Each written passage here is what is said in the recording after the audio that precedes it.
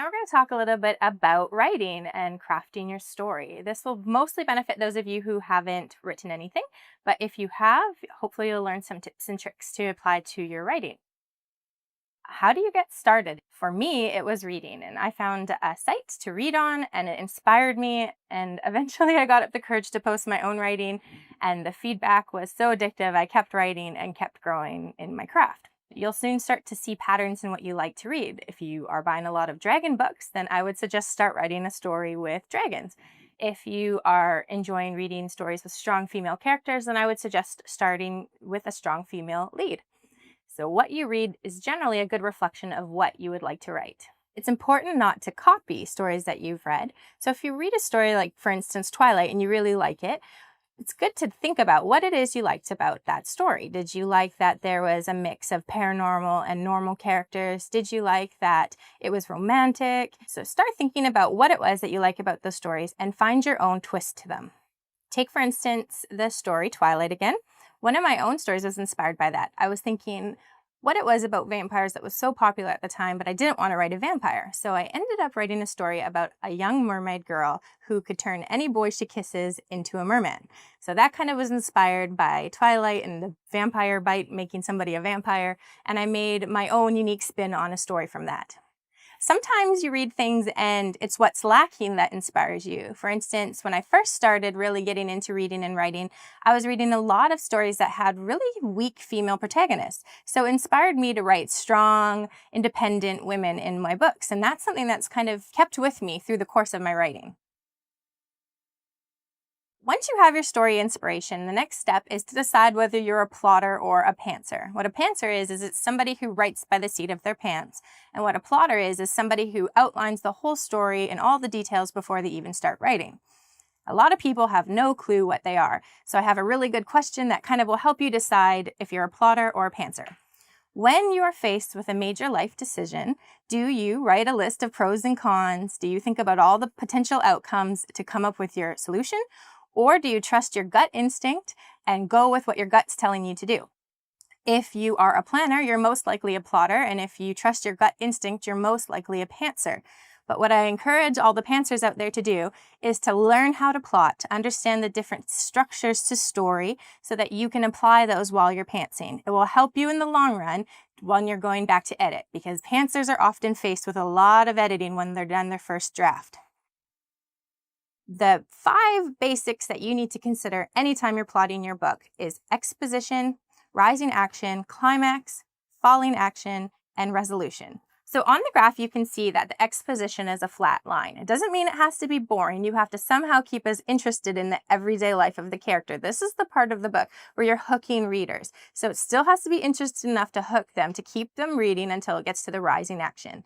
So you can see there's a dip between exposition and rising action. This is usually where the first conflict takes place, or the moment something happens that your character can no longer stay in their normal life.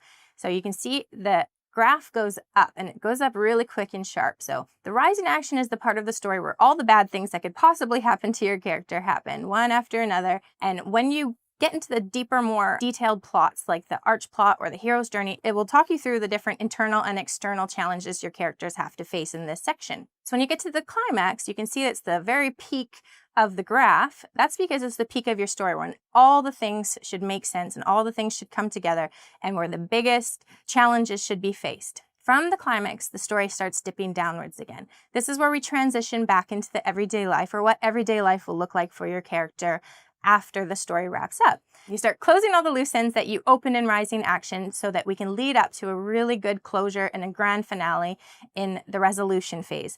So when you get to the resolution phase, see how the falling action dips back into the resolution. Usually there's another decision your character has to make there that will then determine what will go on and what their new ordinary life will look like. For those of you who have more experience with your writing and are already familiar with the 5 points of story structure, I really strongly encourage you to take a deeper look at the hero's journey and the arch plot. Those have been developed over the years from novelists and screenwriters that have come before you. It's also a really good tool to use if you've already have a finished manuscript. It's good to see if your current manuscript has all the same plot points or reaches all the plot points that are mentioned in those 2 plot techniques. The arch plot and the hero's journey are very similar in the sense where the hero's journey actually lives inside of the arch plot. So they're not three completely different ways of looking at a story, just a little bit more complex as you go along. So it kind of goes the 5-stage story structure that I walked you through. Then perhaps you would go to the hero's journey for the next stage of complexity, and then the arch plot. Typically, I do a combination of plotting and pantsing. And part of the reason that is because I serialize most of my novels online, and I take feedback from my readers and I apply that to my future writing. So what I do before I sit down to start any story, I come up with the 5 key points of my story. I know all those main points before I start a story. And then I let my characters kind of direct me in between the two.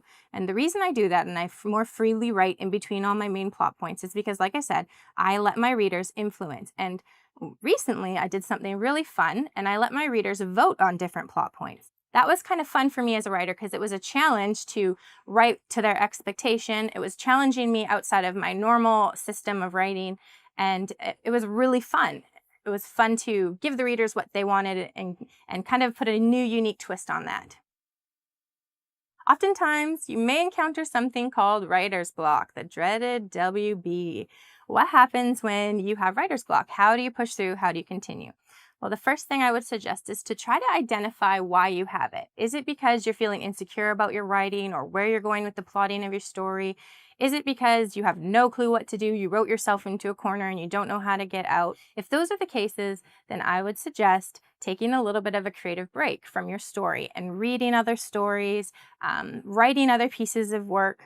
If you're just worried about your writing not being good enough, my suggestion is to keep writing and pressing through, because it's much easier to go back and edit and improve bad writing than it is to go back and edit and improve no writing at all. Either press through or give yourself a creative distraction, because a lot of times you'll come up with the answer you're looking for in the first place.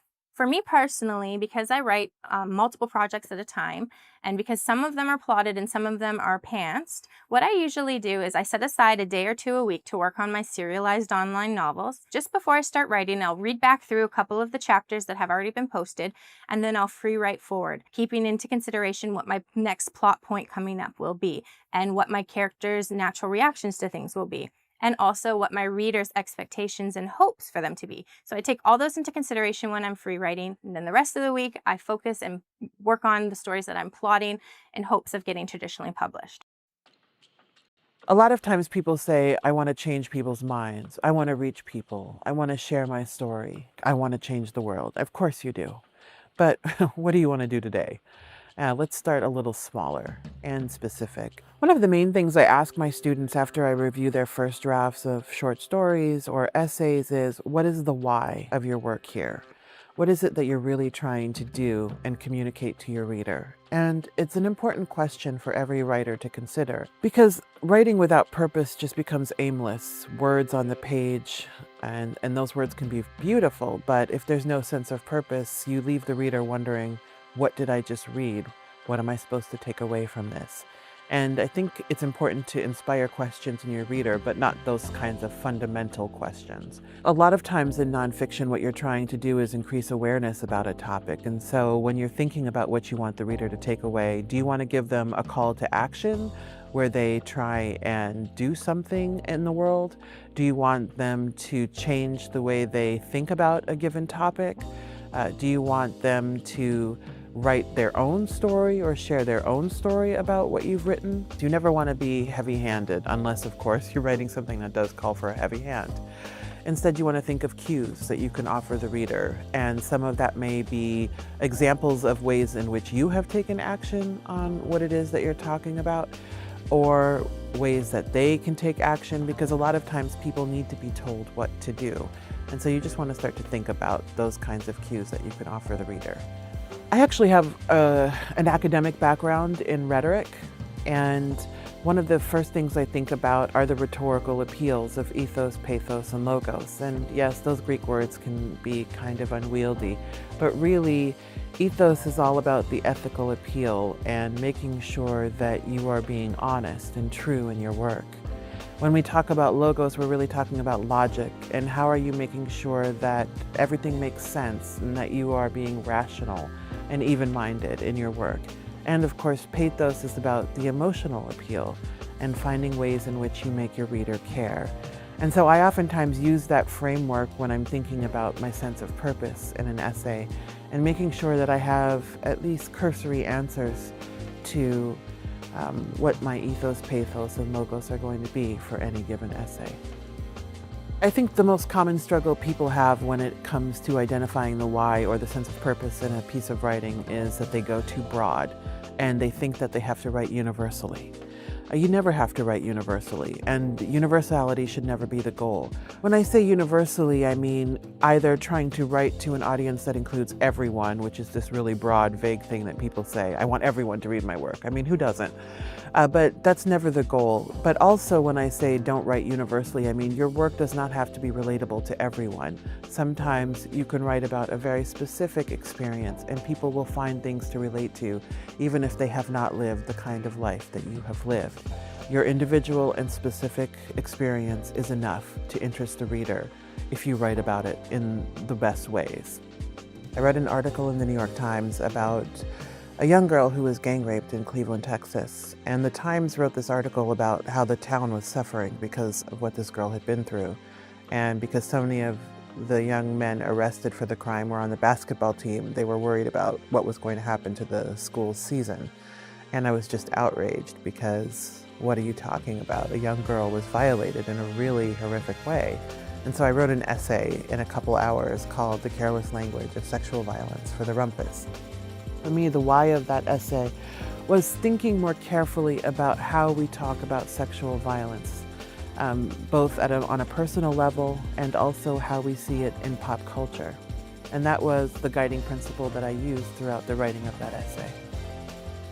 It's important not to take this question of the why of your essay too literally. For example, you never want to say in an essay, in this essay, I'm going to be talking about 1, 2, 3, 4, and 5.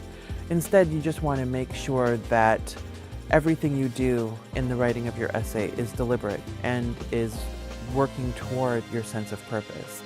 It's something that should just be inherent to your essay. So think about all the stories that have captivated you over your life. And if you really examine them, they're built on components. And I want to share with you 9 components that matter to stories. Now, not all 9 will be in every story. In fact, some stories only have 3 or 4 of these components. But once you understand these components, you'll think differently about storytelling. One element is something that we call once upon a time. It's the dramatic opening or the stage setter. Using that component well helps grip people into your story. Another is what I would call a worldview, or it's kind of your lens, your angle, your perspective on why the story matters. A third component that you're going to want to think about is something we call great characters. So who's the hero of your story? Who's the villain of the story? Who are ancillary characters who end up being important in the end? As you make the journey through this story, those characters are going to be what people pay attention to. Other things in a great story, number 4, challenging situations. So as you're telling your story, you have to be able to spell out what was the challenge, what was the thing that was hard. Conflict, drama, lessons learned. All 3 of those are important components that you're going to want to think about.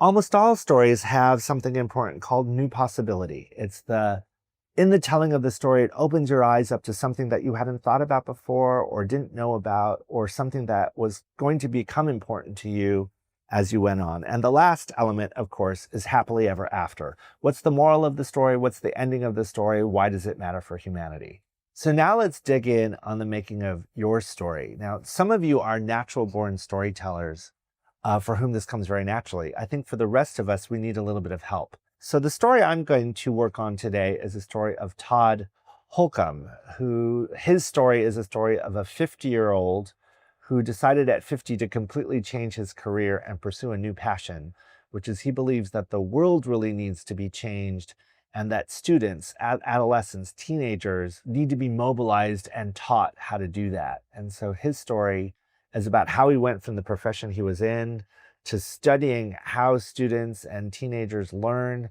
and then how to activate students, largely through the schools that they go to act on the issues that they care about. So go back to your story, the topic of your story, and go back to the type of your story. And what I want you to do now is take out this worksheet with the 9 different components on it, take out a pen, and jot down the key thoughts you have for each of the components. Just let it flow. Capture any thought that comes to mind. And once you fill this worksheet out, you're going to see that certain components matter more than others. It's the ones that you've written the most interesting or most profound things. So go do that work now. I'm going to work a little bit more on Todd's story, and when we join back together, we'll put these components in an order that becomes a more powerful telling of the story that you want to express to others. So now you've spent a little bit of time with your story and this worksheet of components. And what I want you to do is take out a pair of scissors and cut them up into cards, because when they're in cards, you'll be able to look at these components in a new way. So for Todd, as an example, I pulled New Possibility, and it really talks about what he's been doing in education with students on projects for them to galvanize around the issues that matter to him and to them. Drama is another card that I filled out, and it's about, well, what is possible at age 50? How does one remake one's career at age 50 to do a totally different thing? Is it actually possible to begin again? Is the idea itself of empowering teenagers to change their world a crazy idea to start with? I filled out a worldview, which is, Todd says that everyone can change the world, but if you really want to change the world, you have to start young. So these are just some of the component parts of Todd Holcomb's story. Use a pair of scissors, cut yours up, and then put them out in front of you, because what you'll find is when you look at each component part and their relationship to each other, you'll see new patterns that are worth doing.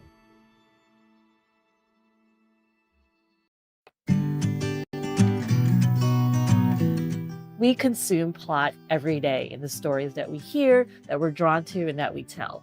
Plot is actually what keeps you reading as a reader. It keeps you turning the page. It's something that creates tension and a change between the beginning and the end of a story.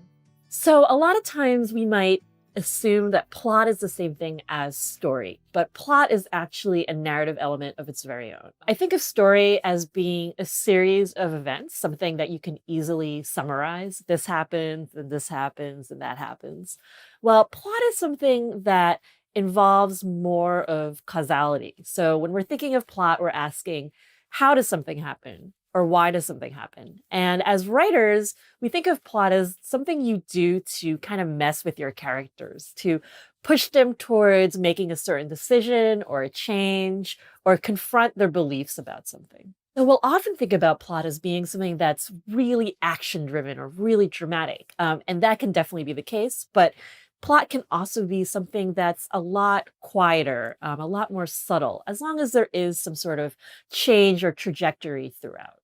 Plot is the way that you decide to arrange and develop the scenes in your story in order to reveal things about your character and to force your character to confront some of their beliefs, make a decision, or come to a change. And the key word there is decide. You, as the author, get to decide and choose what you want to do to your characters, what you want to do in your story. It really comes down to you and the choices you decide to make. So once you understand these elements of plot, you can then find the best way to tell your story. So regardless of the kind of genre you're interested in working in, these elements of plot and storytelling are things that can be useful across many kinds of writing. So there are two options for this exercise. If you're working on a draft and you feel stuck, or you're wanting to kind of inject more plot and tension elements into it, you can use these exercises to do that. They're things that I often use myself when I'm trying to work out more of these tension and plot elements in my own work. And you can use these exercises to apply to a scene or part of a short story or even part of a novel, because these elements of storytelling exist throughout all kinds of stories. If you're looking to generate a story idea, I really believe that the materials for the stories that we want to tell are already in our existing world. They're out there, they're things that we think about every day. And very often as writers, we're writing in order to figure out a mystery. We're writing to answer the question of why. Why does something happen? So in this exercise, we're going to be using a prompt to ask why in order to generate an idea. For this prompt, you're going to answer the question, I want to know why. We're going to focus on something that is a human scale question, something like, I want to know why my neighbor is always angry, or I want to know why my grandfather never talks about his childhood. So feel free to use someone you know in real life or a character that is fictionalized, but stick to a more answerable human question rather than, I want to know why the sky is blue. When I was writing Pat and Sam, I set out by wanting to know why my characters would stay in a long marriage that might not be their version of ideal romantic love. So, by asking that question, it really opened up a lot more context about my characters' lives, who they were, where they came from, what they wanted, and the kind of different ideals and compromises that they ended up making for themselves and for other people. So, now it's your turn. You can sit down and answer, I want to know why, and fill in the blank. What don't you know about what you already know? And these questions can come from things that you already know and experience every day, from your commute to your neighbors to the friends that you haven't talked to for a while. So, the next step is the what and the why of your story. In other words, the scene and the structure. And when we're thinking about scenes, we're thinking about the self contained sequences that make up your story. By arranging scenes in a particular way, by creating scenes that will push your character to make a change or a decision, you can then create a sense of tension and create an emotional impact on your reader. And the more you know your characters, and because you've already defined who they are, you can then figure out exactly what scenes you need to write and what your character needs to be doing in order to push them towards making a change. So, the structure of the story, in other words, the order in which you choose to arrange your scenes, can actually help create tension in the story. So, for instance, you can choose to provide your reader with certain amounts of information, choosing to provide them at the beginning of the story, or in the middle of the story, or towards the end. All of these things will evoke different responses in the reader. So, for instance, taking an everyday kind of story about a character waking up, going to work, and then coming home, you could have each individual scene taking place in a certain chunk of time, being a character getting on the subway and then getting off the subway, having a conversation with their coworker, that kind of thing. But the order in which you choose to arrange these scenes can then reveal more about the tension involved in the story. So, for instance, by starting at the end of the day versus the beginning, it can introduce a mystery about what happened throughout that day. So, the first part of this exercise is to work to create tension in your story. You're going to do this by helping to construct a plot for your character that will force them to confront their beliefs and make a change. So, you'll take the goals and obstacles you've already defined for your character and then figure out, what does your character believe in, and how you can pit their inside and outside goals against one another to force them to confront those beliefs. So, the first step in this exercise is to define a key belief for your character, something that guides their daily life, some sort of ideal notion that they have, some kind of definition for their worldview. And in doing this, you can then better figure out how to engineer that plot, how to get them to push up against what that belief is. Some things you might want to think about while figuring out what this key belief is for your character might come from the facts that you've already written about them. So use your imagination and use it to synthesize with what you already know in real life. What might your character and somebody in their position care about? What's important to them? What guides them throughout the way they act in their daily life? The next step in this exercise is to pit your character's outside goal and inside goal against one another in a way that will make them confront their belief. The next step in this exercise is to write a movie treatment for your story. And this is a very quick way for you to get down the external action of the story and figure out a structure that you'll then build out. So, keeping in mind and incorporating all that you already know about your character and your story, you're going to set a timer for about 5 to 10 minutes and quickly just get down the overarching structure of your story. We'll keep it on the exterior. So, think of a camera. Think of what a camera would film, what it would see. Use action verbs, physical verbs that describe the actions that take place in the story. And you'll also keep it really brief. We'll build it out later. The next step in this exercise is to actually define the scenes of your story. So you're going to be taking that structure that you just wrote and breaking it out into individual scenes, forming a beginning, a middle, and an end to your story. Within each individual scene, your main character is going to have a change that can be very small, but you want to think about how she feels at the beginning of each scene and then how she feels at the end of each scene. And in doing this exercise, you'll actually be mapping the character's external journey to their internal journey and synthesizing them together. So the beginning or inciting event will introduce your character's goals and obstacles, and as well as introduce to who the character is and the setting the story takes place in. In the middle scene, we think of it as rising action. The character will try to solve the problem of their conflicting goals. And in the end scene, something will happen that will force your character to make a decision and confront their beliefs. So for each scene, you'll want to note, how does your character feel at the beginning of the scene? How does your character feel at the end? What decision does she make, and how does she change? I find this to be useful in my process of writing because the clearer I am about who my characters are and what they want, the more easily I can then create the scenes that need to be in the story.